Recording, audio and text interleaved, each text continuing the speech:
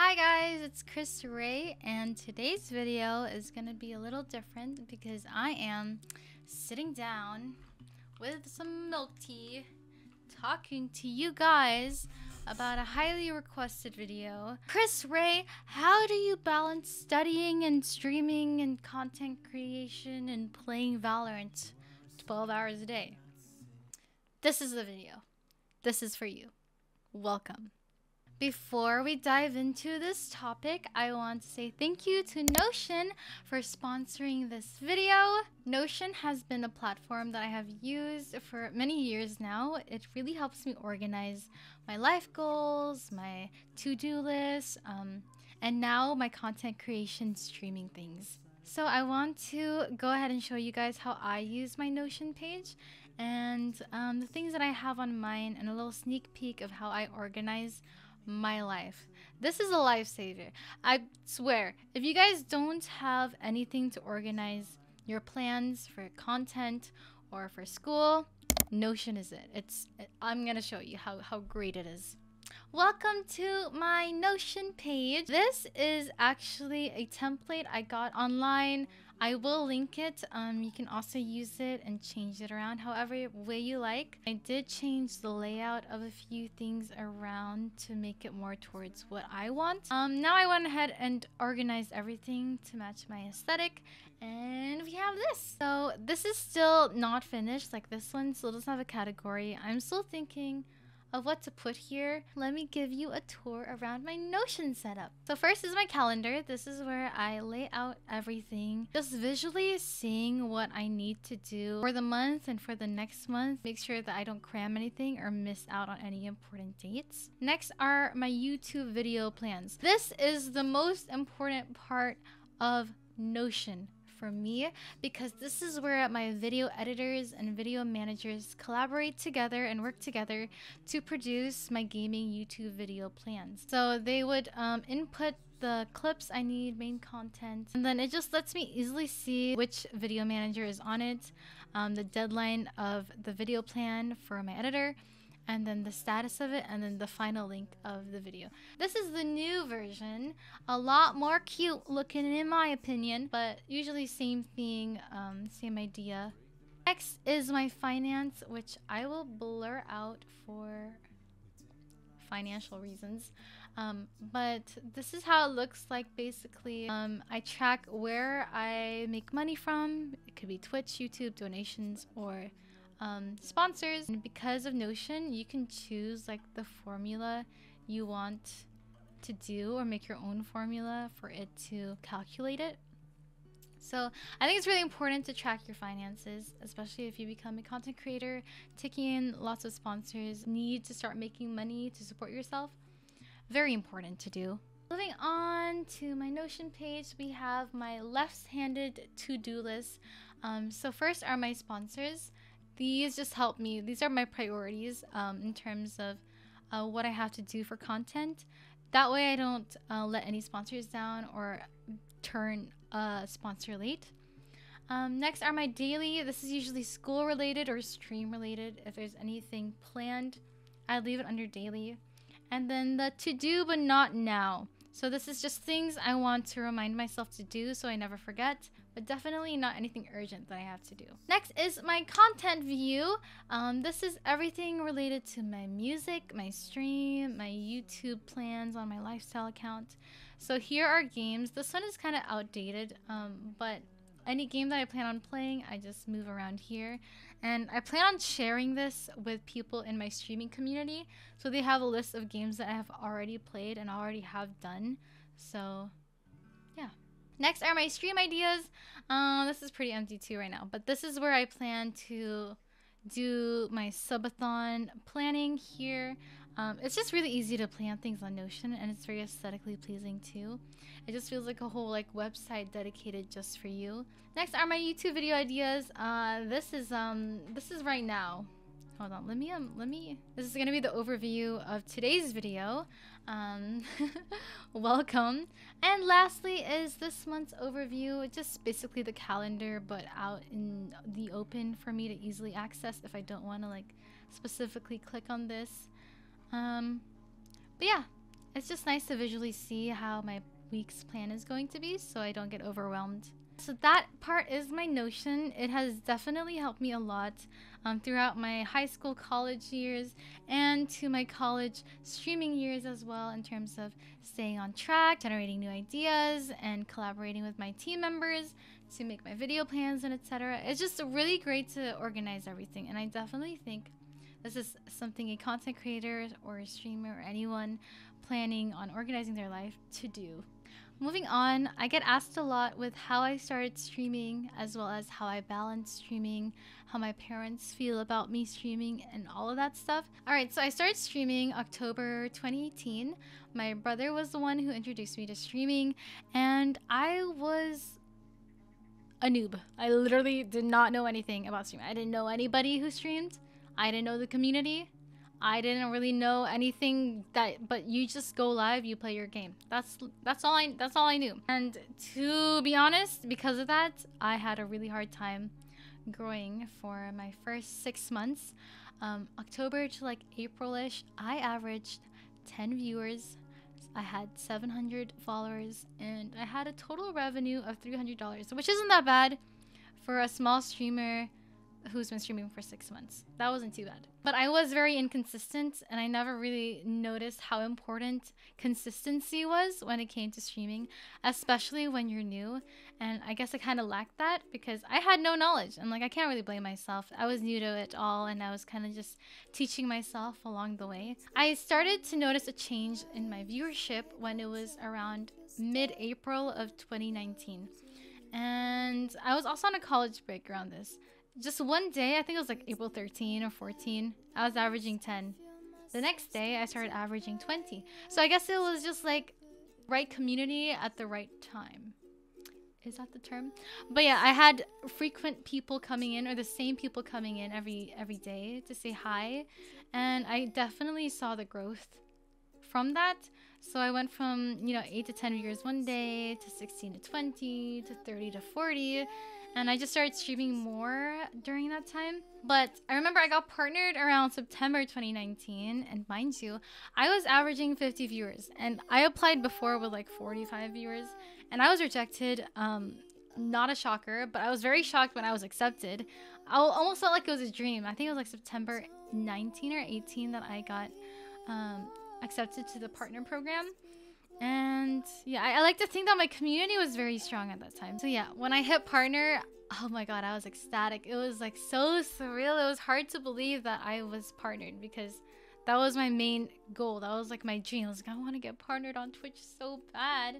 And I was like, okay, I'm gonna keep applying, and then one day when I deserve it, I will get it. And then I was shocked. I got partner within 50 viewers. Sheesh. I hope Twitch isn't disappointed about their choice about that.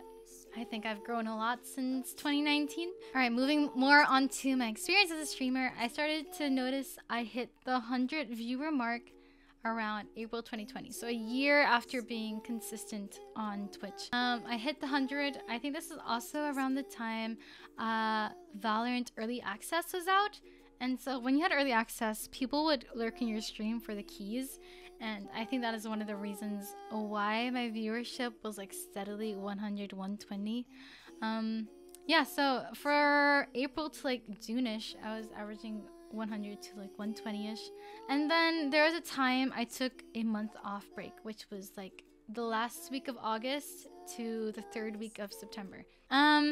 Yeah, but I did take a break from streaming, and that was like the longest break I've ever had and ever had since. I don't think I've had a break since then. But this was the time my skin was breaking out like really bad. I was just not in a good mental headspace, and college was taking a toll on me, so I decided to take a break from streaming for 3-4 weeks. And then as soon as I came back from the break, I feel like I started grinding so much, and I don't think the grind has stopped since then. And then around, I think November or October of 2021 was when Twitch started focusing on Filipino content creators for their front page.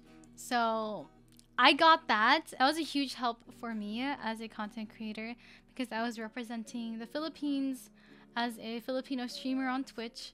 So I guess that also like increased my viewership No, that for sure increased my viewership by a lot. Even until now. Now I can say I average around 400 to 500.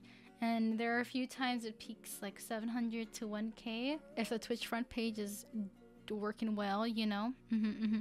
I can definitely say I've grown a lot as a person, as a streamer. Because of streaming, I have become a lot more confident when it comes to talking. I have become a lot more better at interacting with other people.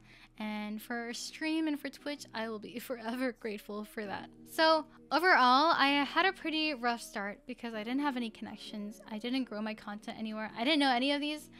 I really think I've built my community from the bottom up, and I've been through all the drama and all the ups and downs of a streamer. But I've definitely learned a lot from it, and I've definitely met a lot of great people from it too. And I've also realized that I do have a really strong passion for streaming and for interacting with people. So yeah, it's crazy, and it still warms my heart when people come up to me and they're like, oh my gosh, I'm a big fan. Or if I go into their stream, they're like, oh my gosh, is that krisrey? And I'm like, what? You know me? Because like to my eyes, I still see myself as a small streamer who's like new, walking around, 10 viewer Andy. King 12 is holy crap, a lot of people watching me. I am nervous, you know? But yeah, I guess it's a constant reminder that I've worked so hard to get to where I am now. And you know, I still have a long way to go, but we're on the way there. Moving on to the last part of this video are my tips for aspiring streamers. I have four main tips. The first one is time management. Time management is very, very important on my behalf as a student streamer. When I first started streaming, I was in my first year of college, and I am still on my last term of college. I've been studying ever since I started streaming. No, I've been streaming ever since I started college. That's better. I had 6 to 7 classes, and the first year of college was physical. So like I'd have to wake up, go to class, and then come back home. And I think that's one of the reasons why I was inconsistent for the first 6 months. But then the pandemic happened, right? And then everything went online, and that's when the opportunity for me came. I started streaming as soon as my classes ended. I streamed a lot, despite having a lot of classes. But, you know, self-discipline is very important. If you're a student or if you're work, know when to stream. And stream only after you finished all your work or you finished all your studies, because you have to prioritize your study. That's what my parents always told me. They said you can stream as long as you're doing well in school and you're not letting your studies go to waste. And I am forever grateful for my parents for always pushing me to keep studying while still supporting me while streaming. Another part of time management is having a schedule, though always have a disclaimer that you can't always follow your schedule. The reason why I say this is because schedules are definitely helpful, but I don't think schedules are something you must follow. It's more of something to guide your community of when you do go live, but also give them a disclaimer that you might not always go because maybe one day you're really tired, exhausted. You shouldn't force yourself to stream, especially if your energy is just not up to it or if you're not in the right headspace. I went through this for a few months. I had a schedule. I felt like if I didn't stream, I would get guilt-tripped to stream, and then, I don't know. Not that anyone did, but it's like, I just felt like if I didn't stream on the schedule, I would feel bad because it's like I lied to them, you know. But if you do make a schedule, have a disclaimer, and then also inform your Discord community if you can't make a stream. You know, something like that. Penny is so cute. My last note for time management is to do the most with your time. This tip goes under my second tip, which is growing outside of stream. We all know how Twitch's algorithms work, right? Most viewers will be boosted up for people to watch. So because of that, new people will look into the category. Unless the new people would rather watch someone with less viewers, they would have to scroll all the way down past all the bigger viewer streamers to find you. It's really hard to grow, especially if you just started streaming. Like, given me, when I started streaming, I had no connections. Hence why I was stuck with like 6 to 10 viewers for 6 months, was because it was hard for people to find me. So my tip is to grow outside of your stream. Post clips on TikTok, Twitter, Instagram, anywhere, you know, just post it out and have them want to check out your live streams. And aside from posting content on TikTok and Twitter, and study the hashtags that people use, the trends they do, and, you know, try to work around that. Ultimately, your goal when you grow outside of stream is to link them towards your other socials and your live stream and your Discord. My third tip is to be interactive, but this isn't something you can force. If you are not an interactive person, don't force yourself to do it.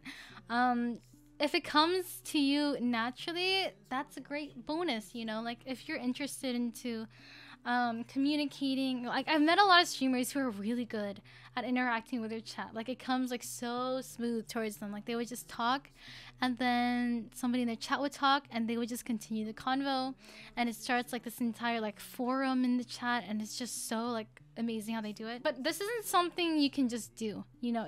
It's like, I feel like it's rather of a skill, because I know some people, they stream, but they're not the type to like interact. Sure, they would like read one message, but then that would be it, you know? But at the same time, when I say be interactive, I don't mean please your chat 24/7. That is mentally tiring. I've been there. Don't do that. Just be yourself, honestly.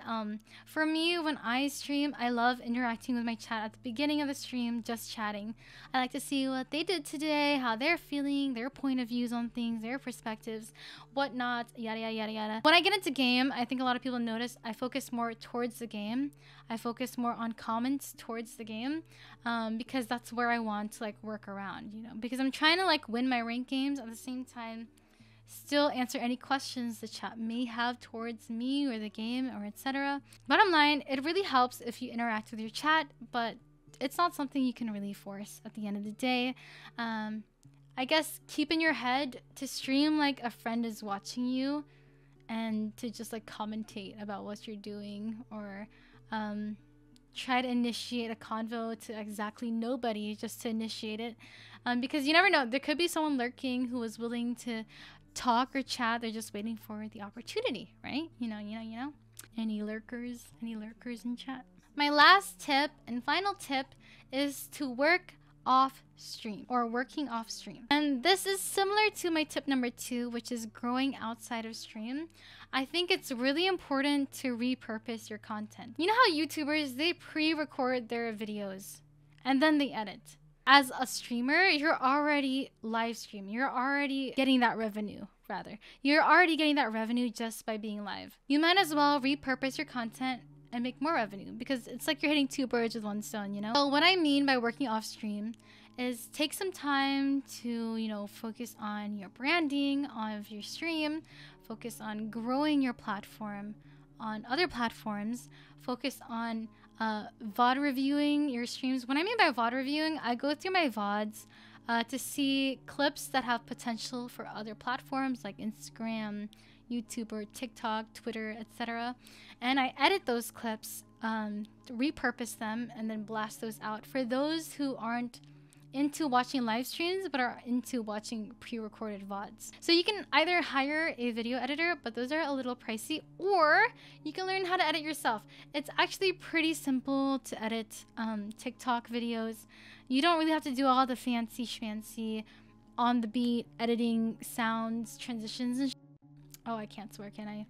Transitions and stuff. I guess one of the problems there is that some video editing softwares are a little pricey, but if you're a student, you can get like a discount from Adobe video editing. I think my uni does that. But yeah, you could definitely check into that. Yeah, those are my tips for aspiring streamers, as well as my experience as a streamer starting from 0 to where I am now, and how I organize my life through Notion and whatnot. Yeah, I hope you guys really liked this video, and if you did, make sure to give it a thumbs up. And if you really did like it, let me know if you would want more content where I'm just like sitting down and talking, and if so, I feel like I said if so many times, leave your suggestions down in the comments. I'll add them into my YouTube ideas, and I will try to film them as soon as I can.